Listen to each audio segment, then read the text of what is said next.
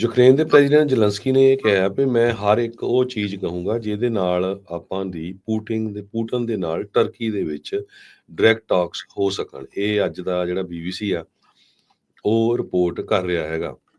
Ukraine ਦੇ president ਵਲਾਡੀਮੀਰ Zelensky ਉਹ ਕਹਿੰਦੇ ਵੀ ਮੈਂ ਟਰਕੀ ਦੀ ਕੈਪੀਟਲ ਅੰਕਾਰਾ ਨੂੰ ਜਾਊਂਗਾ ਤੇ ਜਿੱਥੇ ਉੱਥੇ ਦੇ ਪ੍ਰੈਜ਼ੀਡੈਂਟ ਹੈਗੇ ਰੈਸਿਪ ਐਰਦੋਗਨ ਉਹਨਾਂ ਨੂੰ ਮਿਲੂਗਾ ਤਾਂ ਕਿ ਉਹ ਅੱਗੇ ਰਸ਼ੀਆ ਦੇ ਪ੍ਰੈਜ਼ੀਡੈਂਟ ਜਿਹੜੇ ਆ ਵਲਾਡੀਮੀਰ ਪੁਟਿਨ ਦੇ ਨਾਲ ਗੱਲਬਾਤ ਕਰ ਸਕਣ ਤੇ ਅਸੀਂ ਜਿਹੜੀ ਸਿੱਧੀ ਗੱਲ ਕਰ ਸਕੀਏ। ਉਹਨਾਂ ਨੇ ਇਹ ਕਿਹਾ ਵੀ ਅਸੀਂ ਹਰ ਇੱਕ ਚੀਜ਼ ਕਰਾਂਗੇ ਤਾਂ ਕਿ ਇਹ ਜਿਹੜੀ ਮੀਟਿੰਗ ਹੋ ਸਕੇ। ਰਸ਼ੀਆ ਨੇ ਇਹ ਕਿਹਾ ਵੀ ਹਜੇ ਤੱਕ ਉਹ ਫਲਾਈ ਨਹੀਂ ਕਰਨ ਜਾ ਰਿਹਾ ਇਸਤਾਨਬੁਲ ਨੂੰ।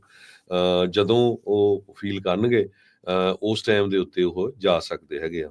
ਦੋਨਾਂ ਮੁਲਕਾਂ ਦੇ ਵਿੱਚ ਜਿਹੜੀ ਡਾਇਰੈਕਟ ਟਾਕ ਹੋਈ ਸੀ ਇਸਤਾਨਬੁਲ ਮਾਰਚ 2022 ਦੇ ਵਿੱਚ ਹੋਈ ਸੀ। 3 ਸਾਲ ਦਾ ਸਮਾਂ ਆਲਮੋਸਟ ਹੋ ਗਿਆ ਹੈਗਾ।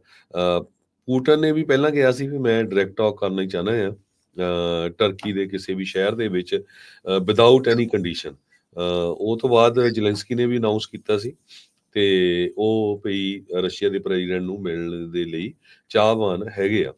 US ਵੀ ਇੱਕ ਹਾਈ ਲੈਵਲ ਡੈਲੀਗੇਸ਼ਨ ਸੈਂਡ ਕਰ ਰਿਹਾ ਹੈਗਾ ਟਰਕੀ ਨੂੰ।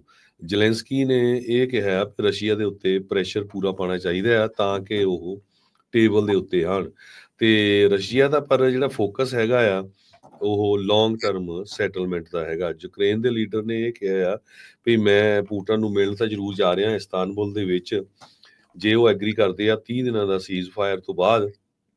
ਤੇ ਉਹਨਾਂ ਨੇ ਇਹ ਕਿਹਾ ਕਿ ਡਾਇਰੈਕਟ ਟਾਕ ਦੇ ਨਾਲ ਅਸੀਂ ਬਹੁਤ ਕੁਝ ਅਚੀਵ ਕਰ ਸਕਦੇ ਹੈਗੇ ਆ। US ਦੇ ਜਿਹੜੇ ਪ੍ਰੈਜ਼ੀਡੈਂਟ ਡੋਨਲਡ ਟਰੰਪ ਹੋਣੀ ਆ ਉਹ ਵੀ ਗਲਫ ਕੰਟਰੀਜ਼ ਨੂੰ ਪਹੁੰਚੇ ਹੋਏ ਆ।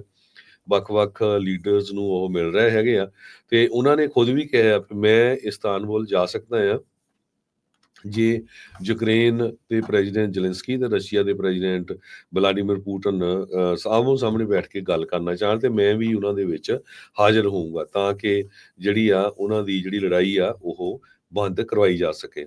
ਇੰਡੀਆ ਪਾਕਿਸਤਾਨ ਦੀ ਲੜਾਈ ਨੂੰ ਲੈ ਕੇ ਪ੍ਰੈਜ਼ੀਡੈਂਟ ਡੋਨਲਡ ਟਰੰਪ ਉਹਨਾਂ ਨੂੰ ਕਾਫੀ ਜ਼ਿਆਦਾ ਜਿਹੜੀ ਐਪਰੀਸ਼ੀਏਸ਼ਨ ਮਿਲ ਰਹੀ ਆ। ਲੋਕ ਕਾਫੀ ਜ਼ਿਆਦਾ ਜਿਹੜਾ ਉਹਨਾਂ ਦੀ ਕ੍ਰੈਡੀਬਿਲਿਟੀ ਵਧੀਆ ਬਣੀ ਆ ਵੀ ਹਾਂ ਇਹਨਾਂ ਨੇ ਜਿਹੜੀ ਆ ਇੱਕ ਨਿਊਕਲੀਅਰ ਜੰਗ ਲੱਗਣ ਤੋਂ ਬਚਾ ਦਿੱਤਾ ਹੈਗਾ ਆ।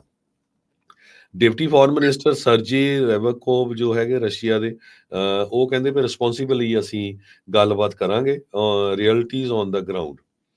ਤੇ ਯੂਕਰੇਨ ਦੇ ਜਿਹੜੇ ਮੇਨ ਐਲਾਈਜ਼ ਹੋਰ ਮੁਲਕ ਹੈਗੇ ਆ USA ਤੋਂ ਬਿਨਾਂ UK ਜਰਮਨੀ ਪੋਲੈਂਡ ਫਰਾਂਸ ਉਹ ਵੀ ਇਸ ਵੀਕਐਂਡ ਦੇ ਦੌਰਾਨ ਕੀਵ ਪਹੁੰਚ ਰਹੇ ਹੈਗੇ ਆ ਤੇ ਕਹਿੰਦੇ ਪਈ ਜੋ ਫਰਦਰ ਸੈਂਕਸ਼ਨਸ ਰਸ਼ੀਆ ਦੇ ਉੱਤੇ ਲਾਉਣੀਆਂ ਆ ਜੇ ਉਹ 30 ਦਿਨਾਂ ਦਾ ਜਿਹੜਾ ਸੀਜ਼ ਫਾਇਰ ਆ ਉਸ ਨੂੰ ਐਕਸੈਪਟ ਨਹੀਂ ਕਰਦੇ ਹੈਗੇ।